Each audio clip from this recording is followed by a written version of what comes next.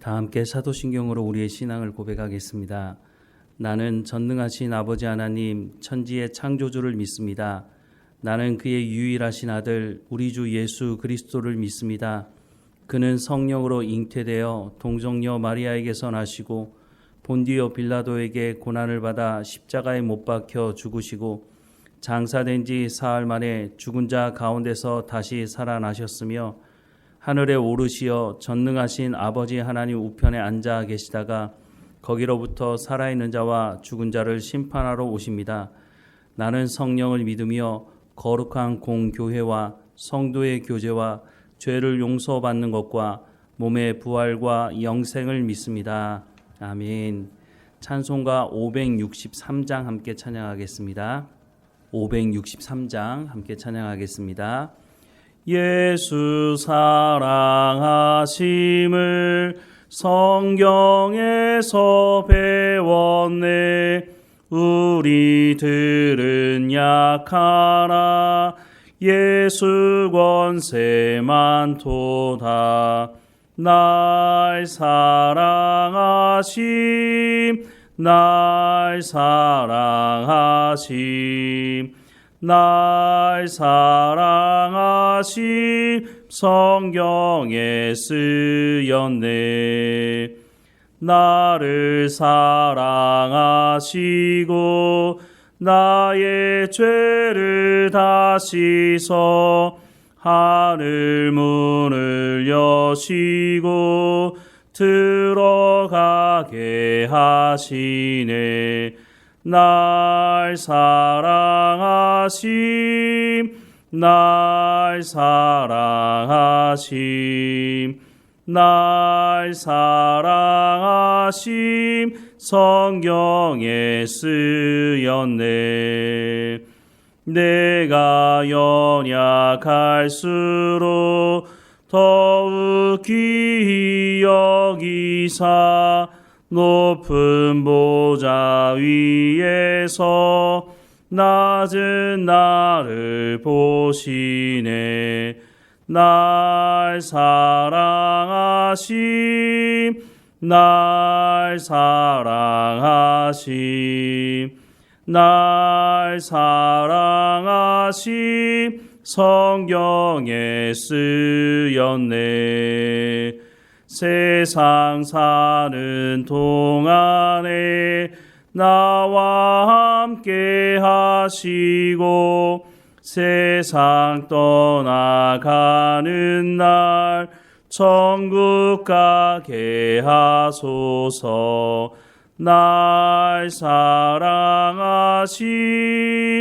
날 사랑하심 날 사랑하심 성경에 쓰였네. 아멘. 오늘 하나님께서 우리에게 주시는 말씀은 로마서 12장 1절 말씀입니다. 로마서 12장 1절 말씀 우리 함께 읽겠습니다. 그러므로 형제들아 내가 하나님의 모든 자비하심으로 너희를 권하노니 너희 몸을 하나님이 기뻐하시는 거룩한 산 제물로 드리라. 이는 너희가 드릴 영적 예배니라. 아멘. 로마서 1장부터 11장까지는요. 율법으로 우리가 구원받을 수 없다. 율법을 행함으로 구원받을 수 없다. 또 율법이 우리를 살려주는 것이 아니다. 라고 하는 말씀을 하고 있었습니다. 그래서 의인은 없나니 하나도 없다. 하나님의 영광이 이루는 사람이 아무도 없다. 라고 하는 것을 말씀하고 있죠. 그러면 인간에게는 소망이 없느냐? 그렇지 않다라고 하는 구원의 길, 구원의 원리에 대해서 말씀하는데요. 그것은 하나님께서 메시아 구원자를 보내시겠다고 하는 약속의 말씀이 예수 그리스도의 십자가 사건을 통해서 성취가 되었다라고 하는 것을 말씀해 주고 있습니다. 그것을 바로 믿음의 법이라고 말을 하고 있는데요. 믿음의 법이라고 하는 것이 예수님의 십자가 사건을 믿는 사람들, 하나님께서 부르신 그 사람들이 성령을 통해서 예수 그리스도를 구주로 영접하는 그것을 말하는 것이다 라고 하는 것을 로마서를 통해서 말씀해 주고 있습니다. 그리고 9장 이후의 말씀에 보면 이렇게 믿음의 법을 통해서 구원받은 사람들, 이 사람들이 진짜 참 이스라엘이다라고 하는 말씀을 하고 있는 거죠. 혈통적 이스라엘, 아브라함의 후손만 구원의 대상이 아니라 예수 그리스도를 보내시겠다고 하는 하나님의 약속의 말씀을 믿는 사람들, 예수 그리스도가 십자가에서 죽으시고 부활하셔서 다시 오시겠다고 하는 그 약속의 말씀을 믿는 사람들, 그 사람들이 바로 이스라엘, 참 이스라엘이다라고 하는 것을 말씀해주고 있고, 이 사람들이 하나님의 구원을 받은 사람들이다라고 하는 것을 말씀해주고 있죠. 그리고 12장부터 그러면 이렇게 하나님의 부르심을 받은 참 이스라엘이 된 하나님의 백성들은 어떻게 살아가야 하느냐라고 하는 것을 말씀하고 있습니다. 그래서 12장 1절 말씀해 보면 그러므로라고 하는 것은 1장부터 11장의 그 말씀을 다 받아서 그러므로 형제들아 내가 하나님의 모든 자비하심으로 너희를 권하노니 라고 말씀하고 있습니다. 권한다는 말을 들어보면 이건 뭐 해도 되고 안 해도 되고 뭐 이런 식으로 생각이 들 수도 있는데, 권한다는 그 말 앞에 뭐라고 되어 있습니까? 내가 하나님의 모든 자비하심으로 너희를 권하노니 라고 말씀하고 있습니다.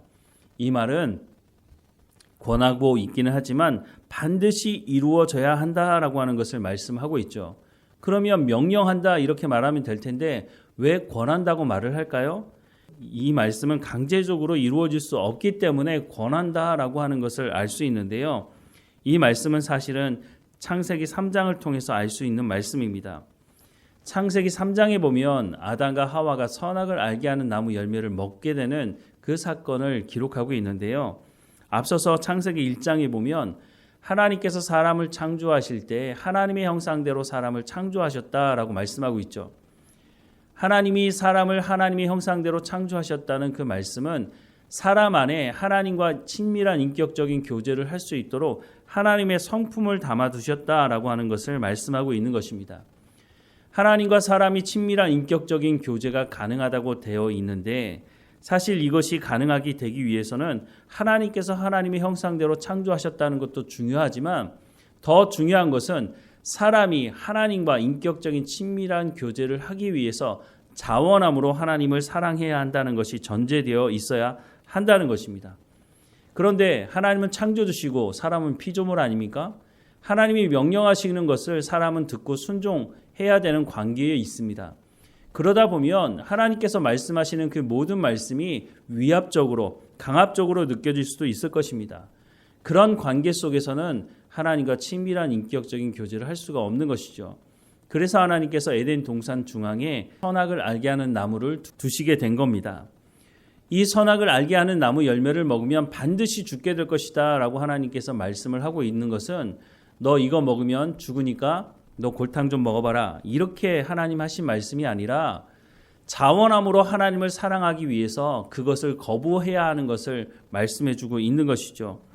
그런데 이것을 잘 알고 있는 뱀이 하와에게 접근해서 이렇게 말하는 것이죠. 창세기 3장 1절부터 6절 말씀해 보면 그런데 뱀은 여호와 하나님이 지으신 들 짐승 중에 가장 간교하니라.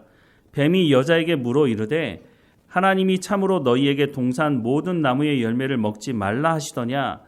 여자가 뱀에게 말하되 동산 나무의 열매를 우리가 먹을 수 있으나 동산 중앙에 있는 나무의 열매는 하나님의 말씀에 너희는 먹지도 말고 만지지도 말라, 너희가 죽을까 하노라 하셨느니라. 뱀이 여자에게 이르되 너희가 결코 죽지 아니하리라. 너희가 그것을 먹는 날에는 너희 눈이 밝아져 하나님과 같이 되어 선악을 알 줄 하나님이 아심이라. 여자가 그 나무를 본즉 먹음직도 하고 보암직도 하고 지혜롭게 할 만큼 탐스럽기도 한 나무인지라. 여자가 그 열매를 따먹고 자기와 함께 있는 남편에게도 주매 그도 먹은지라 라고 말씀을 하고 있습니다. 하나님은 모든 것을 먹어도 되지만 선악을 알게 하는 나무 열매만은 먹지 말라라고 말씀하셨죠. 먹으면 반드시 죽게 될 것이니까 먹지 말라고 말씀하셨는데 뱀이 와서 뭐라고 말했다고요? 하나님께서 모든 것을 먹지 말라고 하시더냐라고 합니다. 이 말에 이제 헷갈려하는 하와가 뭐라고 말합니까? 동산 중앙에 있는 나무의 열매는 하나님의 말씀에 너희는 먹지도 말고 만지지도 말라, 너희가 죽을까 하노라 라고 말을 하고 있습니다. 이렇게 헷갈려하고 있으니까 뱀이 한마디를 더 얹습니다. 너희가 결코 죽지 않을 것이다. 그리고 이것을 먹게 되면 하나님과 같이 선악을 알 줄 하나님이 아시기 때문에 먹지 말라고 하신 것이다 라고 말씀을 하고 있는 것이죠. 그런데 조금만 생각해 보면 정말 하나님께서 먹지 못하도록 하시는 것이라면 만들지 않으셨겠죠. 그러면 생각을 해봐야 되죠. 왜 하나님께서 저것을 만들어 주셨는가? 그런데 하와는 그렇게 생각하지 않았습니다. 6절 말씀해 보면 여자가 그 나무를 본즉 먹음직도 하고 보암직도 하고 지혜롭게 할 만큼 탐스럽기도 한 나무인지라 라고 말씀하고 있습니다. 이 말이 무슨 말일까요? 평소에 하와가 선악을 알게 하는 나무 열매에 대해서 관심을 가지고 있었다고 하는 것입니다. 거기에다가 결코 죽지 않는다고 말을 하니 뱀의 말이 맞다고 생각을 하고 그것을 받아들이고 결국은 선악을 알게 하는 나무 열매를 먹게 된 것이죠. 하나님께서 전능하신 분이시기 때문에 아담과 하와가 선악을 알게 하는 나무 열매를 먹을 것을 모르실 리 없었을 것입니다. 그럼에도 불구하고 선악을 알게 하는 나무를 동산 중앙에 두신 것은 그것이 아무리 먹음직하고 보암직하고 지혜롭게 할 만큼 탐스러운 것이라 할지라도 그것을 먹음으로 말미암아 하나님과 같이 선악을 알 줄을 알게 되는 일이라 할지라도 하나님의 말씀에 순종함으로 나는 하나님과 더 친밀한 교제하는 것이 더 중요해. 그러니까 나는 선악을 알게 하는 나무 열매를 먹지 않을 거야 라고 하는 자원함으로 하나님을 사랑하고 하나님과 교제하는 것을 선택해야만 그래야 하나님과 친밀한 인격적인 교제를 할 수 있기 때문에 그래서 하나님께서 아심에도 불구하고 아담과 하와에게 기회를 주시는 것이었습니다. 그런데 아담과 하와는 탐욕을 쫓아서 하나님께서 말씀하시는 하나님께서 주시는 그 기회를 포기해버린 것이죠. 그래서 결국은 죄를 지었고 죄는 사망을 끌어오게 되었습니다. 하나님은 말씀을 반드시 이루시는 분이시니까 그러면 그 자리에서 아담과 하와를 죽여버리고 새롭게 하나님께서 다른 아담과 다른 하와를 만드시면 되는 것 아니겠습니까? 그런데 하나님 그렇게 하지 않으십니다. 왜 그렇게 하셨을까요? 왜냐하면 이 문제를 해결하지 않으면 자원함으로 하나님을 사랑한다고 하는 고백이 있지 않으면 어떤 인간을 만들어놔도 똑같은 일이 반복될 수밖에 없기 때문에 그래서 하나님께서 여기서 끝내지 않으시고 하나님이 약속의 말씀을 하십니다. 하나님께서 메시아를 보내시겠다고 그 메시아를 통해서 하나님과 친밀한 인격적인 교제를 하는 것이 무엇인지를 직접 보여주시기 위해서 하나님 약속을 하십니다. 그래서 예수님이 이 땅에 오시게 되신 것이죠. 예수님이 이 땅에 오셔서 십자가의 죽으심으로 하나님께서 우리를 향한 그 사랑이 무엇인지를 확증하셨다고 로마서에서 말씀하고 있지 않습니까? 그 사랑을 경험한 그 사람들이 자원함으로 이제 하나님 내가 그 어떤 것도 따르지 않겠습니다. 내가 하나님의 말씀을 듣고 순종하며 하나님과 인격적인 친밀한 교제 가운데 하나님께서 우리 가운데 보여주신 그 사랑을 내가 입었으니 나도 하나님을 사랑하겠다고 그렇게 고백을 하는 사람들이 나오게 된 것입니다. 오늘 우리가 예수님을 영접했다고 하는 것이 무엇입니까? 바로 이 자리로 초대를 받은 것입니다. 어떠한 대가를 지불한다 할지라도 내가 하나님을 사랑하겠다고 내가 하나님 말씀에 순종하겠다고 하는 사람들이 바로 그리스도인이라고 하는 것이죠. 그것이 바로 예수님을 통해서 우리 가운데 보여진 것이고 우리가 그 예수님의 뒤를 따라가고 있다고 하는 것을 말씀해 주고 있습니다. 그래서 오늘 본문 말씀에 이렇게 말씀을 하고 있는 것입니다.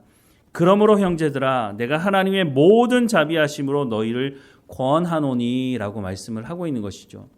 이거는 명령함으로 되는 것이 아니라고 하는 것입니다. 물론 하나님께서 오늘 우리에게 명령하실 수 있죠. 내가 너를 구원했으니 너는 내 말에 무조건 순종하라고 하나님께서 명령으로 강압적으로 얘기할 수 있지만 그렇게 해서는 하나님과 인격적인 친밀한 교제가 불가능하기 때문에 바울 사도가 다시 말하는 것은 하나님의 모든 자비하심으로 내가 너희에게 권한다라고 말씀을 하고 있다고 하는 것입니다. 우리가 이 말을 어떻게 받아들여야 할까요? 이것이 강압적으로 느껴지십니까? 그렇다면 우리가 하나님의 사랑을 더 깊이 경험할 필요가 있는 것이죠. 자원함으로 하나님께 나가야 합니다. 자원함으로 하나님께 예배하는 것이고 자원함으로 하나님 말씀을 듣는 것이고 자원함으로 하나님 말씀을 들었다면 순종하는 삶이 있을 때에 우리가 성령의 열매를 맺어갈 수 있다라고 말씀을 해주고 있습니다. 성령이 말할 수 없는 탄식으로 우리를 중보하신다고 말씀하는 이유가 무엇입니까? 우리가 자원함으로 하나님께 나갈 때 그 성령께서 우리를 도우시겠다고 말씀하는 것 아닙니까? 오늘 말씀을 다시 한번 마음에 새깁니다. 하나님의 모든 자비하심으로 너희를 권한다라고 말씀하는 이 뒤에 이어지는 말씀에 우리가 자원함으로 순종할 것을 말씀하고 있는 것입니다. 그때야 비로소 우리가 하나님과 친밀한 인격적인 교제가 가능하다고 말씀해주고 있다는 것을 다시 한번 마음 깊이 새기고 하나님 앞에 엎드릴 때마다 하나님 말씀하십시오. 제가 듣겠습니다. 제가 그 말씀대로 순종하겠습니다. 하지만 내가 연약하니 내 가운데 성령의 충만함을 허락해 주십시오. 성령이 나를 이끌어가는 삶 가운데 나갈 수 있도록 하나님의 말씀이 내 삶 가운데 열매 맺어질 수 있도록 하나님 인도해 달라고 기도하며 하나님과 동행하는 우리의 삶이 되기를 주님의 이름으로 축원합니다. 기도하겠습니다.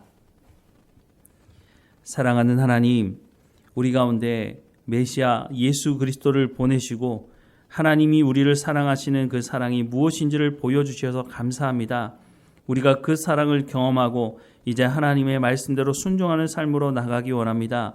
하나님, 날마다 우리 가운데 성령의 충만함을 허락해 주시고 이 성령의 충만함을 통해서 하나님의 말씀을 듣게 하시고 깨달아 알게 하시며 성령의 열매를 맺어가는 삶의 현장이 될 수 있도록 은혜를 베풀어 주옵소서.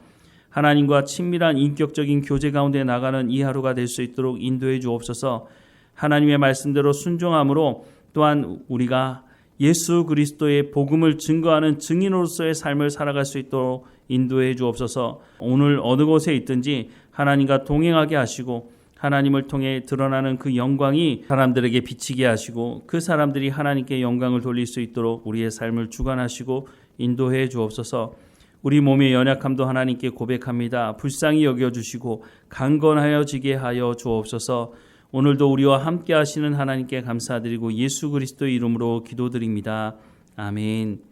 하늘에 계신 우리 아버지, 아버지의 이름을 거룩하게 하시며 아버지의 나라가 오게 하시며 아버지의 뜻이 하늘에서와 같이 땅에서도 이루어지게 하소서.